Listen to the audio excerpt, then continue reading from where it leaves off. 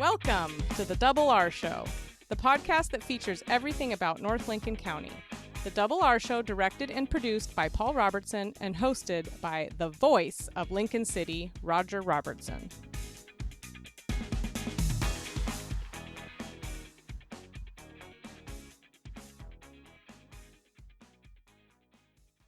The Double R Show continues. Our thanks to Jenna for opening it up. With me is Paul. And we have Greenfield and Brownfield. That's the theme for this program. Yeah, so Greenfields, thinking about just, the open areas, the green spaces of our world. We've got Blake's Coastal Nursery going to be on, as well as Joan Erlanger, who's a local gardener and volunteer with the Connie Hansen Gardener. Without a doubt, the most green thumb in the world. Yeah, Connie Hansen Garden, yeah. Yes. And then also we're going to have Seth Lenaerts from the Economic Development Department of the City of Lincoln City, and he's going to be talking about brownfields. Brownfields and greenfields. Brownfields are? Brownfields are places that are perceived or have actual contamination. And so the city has a program that he's going to be talking about. They got a big grant, $500,000 grant that have available to use to folks to help better understand their property. So, yeah. And it is to be known that there are such places in Lincoln City. We're not immune. No. And, any old town is going to have an old gas station or the like. And so certainly Lincoln City is not immune to having some of those contaminated spaces. And this program is available to help people identify those problems and find funds eventually to get that stuff cleaned up. I like the theme. Greenfield and Brownfield will get underway right after this. Northwest Septic Service is your one-stop shop for all your septic needs. Northwest Septic Service offers pumping, maintenance, repair, and inspections with one call, 541-994-6977. Buying or selling a home? Northwest Septic Service can inspect your sewer line or an entire septic system. Old or failing septic system? Northwest Septic Service can rejuvenate most drain fields, saving you thousands of dollars. 541-994-6977. Serving Lincoln, Tillamook, and Yamhill counties, Northwest Septic Service. Probably the greenest thumb that I know of belongs to Joan Erlanger and Chester Noriakis. And when I say green thumb, it comes with a lot of hard work, does it not, Joan? Well, you can confuse work and play. I like to play in dirt, so I don't consider it work. I consider it a joy. It's got to be soothing, is it not? I don't know about soothing, but it's certainly productive and gives me something to do that has a positive result. Now, you do a magnificent garden for your personal needs. You raise a lot of vegetables, right? Correct. And how does that work here on the coast? Because we don't have enough sunshine, do we? Oh, yes, we do. Okay, tell me. We have lots of sunshine here in the summertime. Okay. This was a tough spring. It was kind of cold and rainy for a long time, but we still got our garden in and it's growing gangbusters. And I think people get intimidated by the coast, and it's a great gardening location. Do you do a lot of fertilizer or Yes. Do you? Yes. In natural type Yes. products? Like what? Well, we make our own compost with cow manure that we haul in from a friend who has a dairy in Cloverdale. Oh, okay. And we mix that with vegetation that we've not going to eat, like the leaves on the cauliflower or whatever, spent flowers, whatever, that doesn't have weed seeds in it. And we pile it up in bins, and then we combine it with the manure and maybe some blood meal to kick up the heat a little bit. And so we make compost. And then after it sits for a year, we screen it, and it's like black gold. You also are really involved with the Connie Hansen Garden, are you not? Yes. That is a magnificent treasure in Lincoln City. Well, those of us who work there think so, and a lot of our visitors think so, and it's certainly a worthwhile way for someone like me who likes to be dirty to give back to my community. This community's been good to me. So who can go to Connie Hansen Garden? Anybody. Okay. Dawn till dusk. It's open 365. There is no fee for parking. There is no fee for entry. We love donations. But yeah, it's always open. if it's light outside. No, it's not a vegetable garden per se. It's all flowers, correct? It's all ornamental. Okay. Right. And that's where I learned a lot about ornamental stuff, was from working with people over there who knew a lot more than I did. I would think that there would be quite a number of people that would gather that have tremendous knowledge. There are some that have tremendous knowledge. There's some newbies that want to learn. We just don't have enough volunteers to take the kind of care of the place that we would like to. So if I was to volunteer as a newbie, what would I get to do, or what would I do? You'd show up at 10 o'clock on a Tuesday with or without your own tools, and we'd find something that suits your physical capabilities and your interests. It's that simple. Oh, so anybody, any age? Anybody and everybody is welcome to participate. Now, I've been to the Connie Hansen Garden for weddings, for retirement parties, and all these type of activities. How does one book that and get on the calendar? Well, we have someone who's in charge of renting the house. Okay.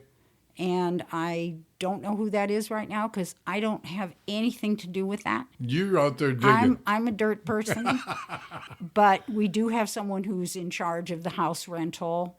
We also have someone who's in charge of the art gallery. Right now we have a beautiful exhibit from 4 local ladies. Oh, very nice. Yeah, we just opened the exhibit, I think, a week ago Saturday, and they're selling, and lots of people are coming to look at the artwork. And again, the Connie Hansen Garden, you make reservations for activities like a wedding or whatever would happen to be. Yeah, you'd have to make arrangements in order to do that. Spontaneous things like that will not work. Okay. It's a beautiful setting. Oh, it is. It's lovely. And we get lots and lots of visitors this time of year, and they bring their kids and they bring their dogs. And as long as they pick up after the kids and the dogs, we're happy. You got to help me. The deer. There is a gazillion deer in Lincoln City anymore. How do I keep and protect my flowers? An 8-foot fence is very effective. Okay.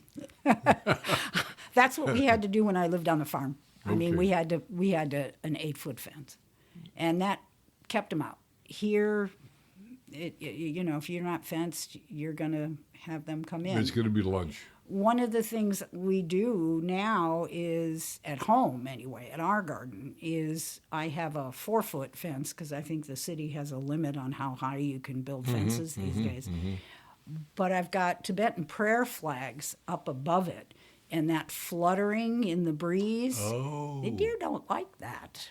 So that works pretty well of keeping them from jumping over my little fence, which they could clear in a heartbeat. And how about the moles? Will we go from above ground to under the ground? Well, there's all kinds of things underground. Sure. And you can trap them. They do provide a service of aeration, although people don't like to look at it that way. Most people, listen, they have humps in their lawn, But I don't have as much trouble with moles now than I used to because I eliminated all of the green pathways in our place. We have them at the Connie Hansen Garden, and we do trap them. The guys set out the traps, and we usually, eventually, catch them. I love the gardening aspect of gardening in Lincoln City. And I feel a lot more confident after listening to you. Oh, thank you. Because you're so earthy when it comes to it. Well, you can garden year-round here with a minimal amount of effort as far as protection. Like in the winter, we put up a cloche, which is I use rebar and PVC plumbing pipe. You can get it at the hardware store. You don't have to order it from some fancy place. And you put it together. And you put some greenhouse plastic over it. You can even leave the ends open most of the time for greens. So you can have endive and chicory and radicchio and lettuce and spinach and stuff like that all winter long, fresh. We at La Roca are proud of our food, but don't take our word for it. Read the reviews. One person wrote, "The service was friendly and efficient." Another writes, La Roca has become one of our favorites because it's authentic Mexican food. Bob's Beach Books in the Ocean Lake area of Lincoln City does in fact have what you'll want to read. I'm Diana Portwood, and if we happen to be out of a particular bestseller, in a day or two we'll have it back in the store waiting for you. Bob's Beach Books, so you can join the conversation. We may be young, but we are experienced. Hi, Adina Zeller here, and Zeller's restaurants are now a year old, but the experience in preparing and serving food goes way back generations. Zeller's Lincoln City and Rose Lodge. Come on in. One of the garden spots on the Oregon coast people need to visit is Blake's Coastal Nursery in beautiful downtown Gleneden Beach. On the phone line with us is Nate Gallie. Good morning, and it is a wonderful day in Gleneden Beach. Beautiful day, Roger. Thanks for having me. Just typical, right? Yeah, absolutely. Paradise. Okay, now that we're into July, what kind of things should people be looking to plant in their yards and gardens? Well, the sky's the limit as long as they're able to water. It's a little bit of a tough time. Most people don't believe it, but we do have a drought season here, and so some people with second homes come and want to plant a bunch of stuff and then go back home. But even if it's really drought tolerant, you got to be a little cautious and make sure you've got the watering plan figured out. But other than that, just now kind of coming into a lot of our best color of the season. Salvias will start rolling in, fuchsias. Rhodies are just kind of finishing up, but that doesn't mean you can't still have a ton of color. So you could definitely do like rosemary. We've got lots of larger shrubs just rolling out. Probably in the next couple of weeks, we'll get a huge trailer load of new color. So we're really excited about that. But even just our conifers are showing all their new growth right now, and Japanese maples are looking really sharp. But yeah, you got to be a little appreciative of Mother Nature's requirements. So she's not going to help so much. So probably want to be on the hook for twice a week watering if you're planning. Can people still do baskets and flower boxes and this type of thing, or are we too late for that for this year, Nate? No, it's still perfectly in season for color spots. If you wanted to do container arrangements, absolutely, baskets are still very relevant. Most of the annual color baskets, stuff like that, will bloom till first frost, so that's like Halloween for our climate generally. So lots of time left for enjoyment. Okay, when you look into the fall, what should I be doing for plantings next fall? Oh, yeah. Well, it's sort of a shift of season, so a lot of people who had stuff already in early spring are kind of starting to transition more into like mums or asters, but there's lots of other stuff too, like anemones are going to be really hot. There's a few new cool varieties that are kind of dwarfs. They don't are all so bad, but like Russian sage, lots of really cool colors that you don't really see during the summer start to pop up in fall. And they're really cold weather tolerant, and in our climate, we don't get so cold that they stop, so they'll go through deep into the winter for a lot of people. I keep thinking every time I think of flowers in my yard, I think of the deer that visit us, and they are Mother Nature's pruners. What can I do to mitigate that? Absolutely. No, that's true. Yeah, they're sometimes worth the trade, but if they've set up shop in your yard, it can be a little frustrating protecting your investment, but there's lots of really good recipes online. If you search do-it-yourself deer repellent spray, there's 20 or 30 different kinds people can make themselves. A lot of good nurseries will also sell some that they've found to work well, but I've found kind of the most important part is just not only selecting varieties that they're already a little less interested in, but also being willing to change the recipe you use, because just like anything, deer will sort of get used to any of the sprays, especially if they're scent-based repellents. So mixing it up is important. So these are natural sprays or are we talking about chemical things, or what are we talking about, Nate? The majority of them are actually natural, so not necessarily organic, but a lot of them will use some kind of protein. It sort of smells like a predator was in the area. And then some of them are taste-based, so you can actually make some that are like cayenne pepper and some kind of dish soap spreader sticker to keep it on the leaves after you spray it. But you do want to kind of test it depending on the plant you're using, because some of them can have a little sensitive tissue, especially if it's on flowers. But a lot of the taste-based ones are really effective. They even sell some that are like hot pepper wax. You can dilute it and spray it on your veggie plants and stuff, and you can not worry about having it taste putrescent when you go to eat it. So anyway, but yeah, definitely. So when should I be looking at planting trees? Oh, when to plant them? Yeah, well, all things being equal, if you're not in a hurry, fall is the gentlest time to install anything big or expensive especially. Conifers, the larger the plant that you're installing, especially for like privacy purposes, the fall with the rains sort of marks the gentlest time to get something going.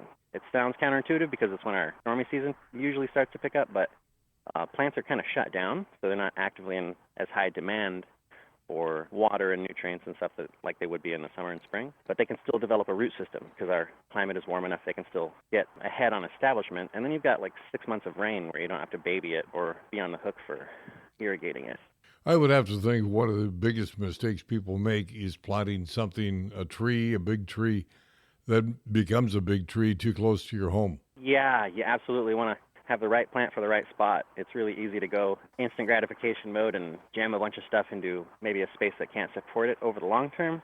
And a lot of people think, oh, well, I won't have to worry about it, in my lifetime. But it does take a little bit of thoughtfulness depending on how long term you want the installation to be.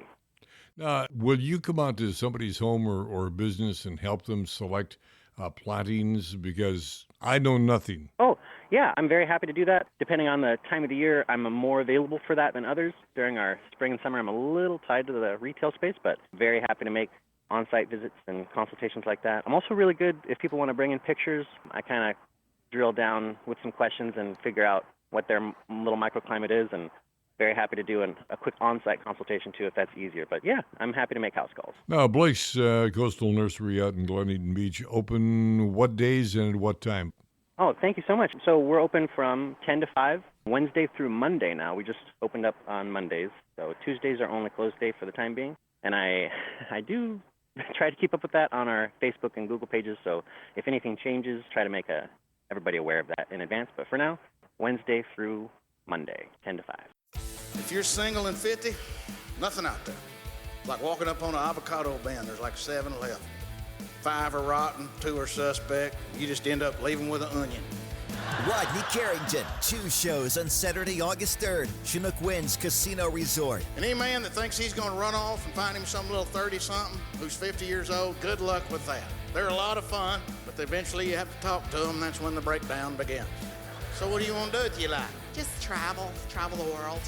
You work at Arby's, probably going to be a while. Tickets on sale now at ChinookWinds.com, Chinook Winds box office, or at 1-888 Main Act. A night of comedy and music with Rodney Carrington. I got crabs. Honey, it's real bad. Not the kind you eat at Joe's, but the kind that make your girlfriend mad. Saturday, August 3rd, 2 shows, Chinook Winds Casino Resort. Rodney Carrington, Chinook Winds, where concerts are better at the beach. We're talking with Seth Lenaerts, Economic Development Program Manager, City of Lincoln City, the Brownfield Project. What is that? Yes, what are brownfields? It is a big question. So City of Lincoln City received a $500,000 grant from the Environmental Protection Agency to move forward part of our brownfields program. So you probably ask, what is a brownfield? So it's defined as a property that contains or may contain a hazardous substance, pollutant, or contaminant that complicates efforts to expand, redevelop, or reuse the property. So what does this look like? What if you're seeing a brownfield? I think the prototypical is like an old industrial building with a smokestack falling over and no one using the site. But they can often just be like an old gas station, a former dry cleaning shop, an empty lot, that doesn't get redeveloped, one that maybe has like a concrete pad on the lot. So there used to be something there, but there's not anything anymore. Do we have such properties here, or is that what the game is to find out if we have those type of properties? So from the definition, a brownfield is something that actually has contamination or perceived contamination. So many things can be brownfields, and the list of what that possible contamination is really broad too, right? So it can be petroleum, heavy metals, even like treated wood, asbestos, lead paint, any of those things can fall under the brownfield category.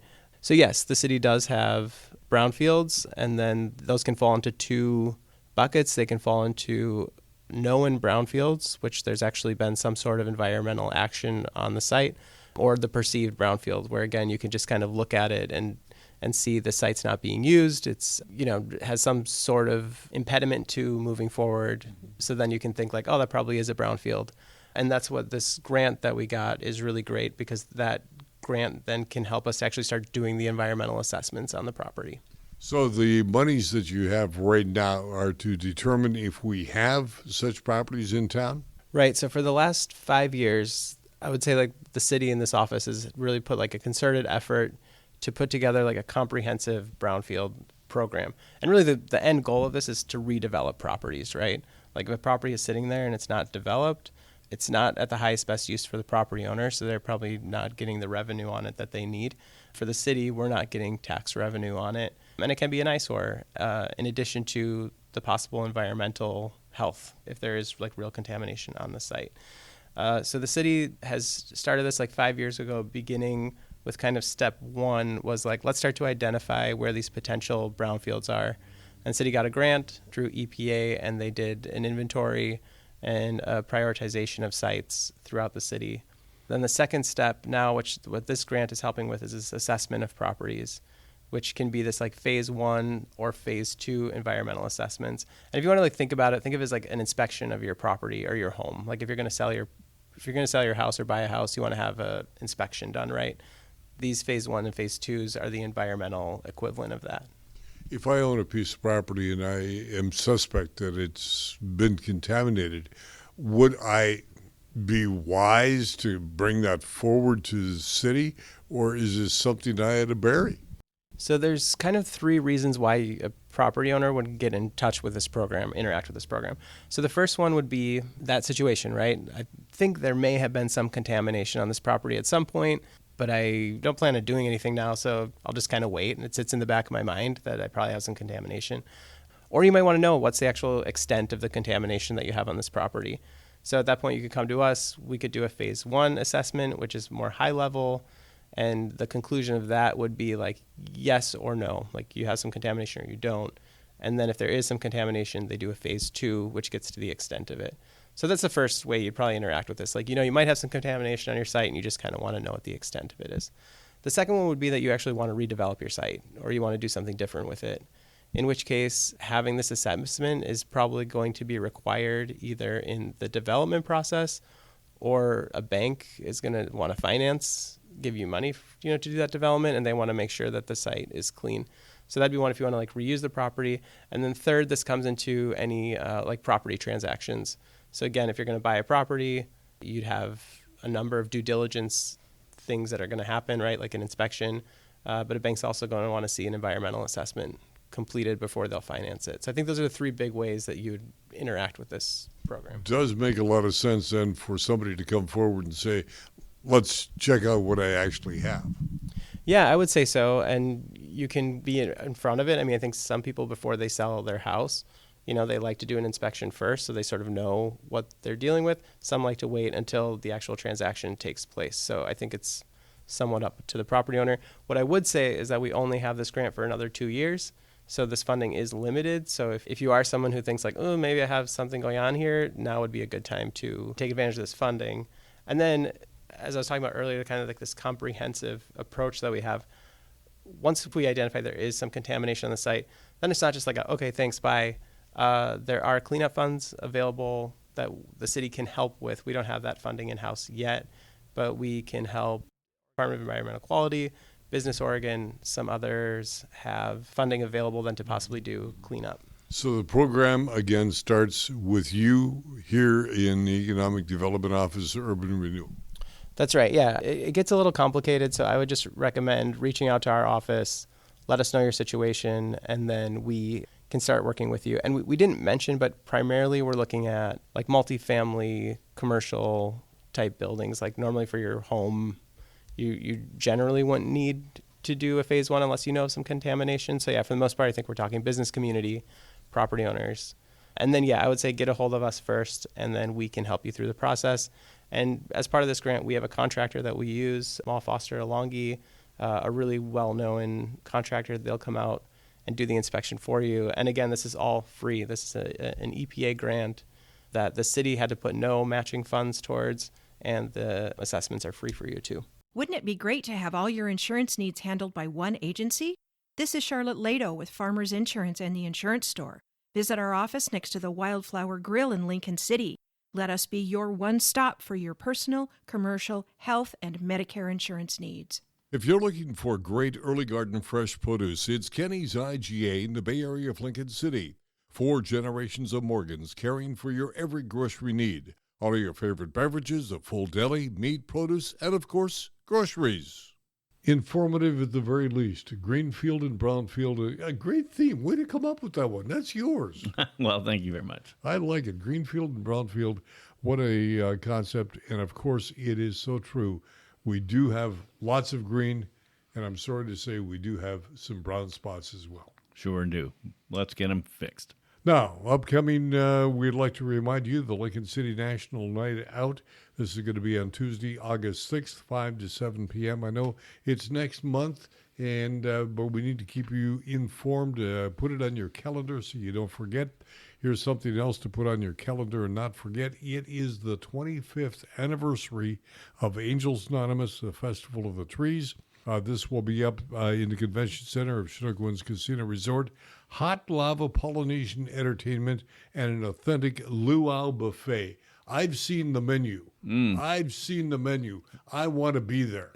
That's fabulous. Yeah, I'm definitely looking forward to that myself. That's coming up on December the 7th. Tickets will be available at the Lincoln City Chamber of Commerce office.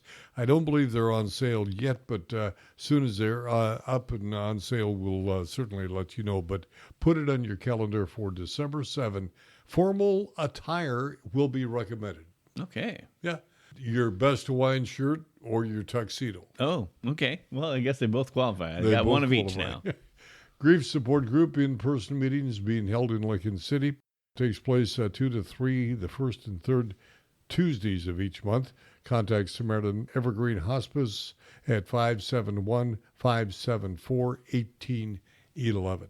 And I believe, unless you've got something else to your side of the table that we need to bring forth. Well, just last week or so, we had art on the beach there. But coming up in August is the sand art contest, which is August 3rd, Saturday. And it's going to be at Rhodes End State Recreation Area. So just down in there at Rhodes End, come down, put your $20 down, and make your own sand art. Representing the Cascade Head Marine Reserve. Now, this not to be confused with the Sand Castle building contest that'll be on Southwest 51st Street down at Moe's. Right, yeah, it's going to be the first Saturday versus the second Saturday. Very good. So, sand in your eyes, in your pail, on the beach. Have a good time with it. Absolutely. This is the place to do it. That'll do it to the doings on a Double R Show. Please remember to like, subscribe, and share so you, your family, and friends around the world and across the street can join us here in the Double R Show. For Paul and Jenna, I'm Double R. Have a happy day. You've been listening to The Double R Show. Join Roger and Paul Robertson as they explore everything about North Lincoln County. The Double R Show, produced by Always Productions and hosted by Roger Robertson. Have a story? Email contact@alwaysproductions.com or call 458-201-3039. For The Double R Show, I'm Jana Grawn.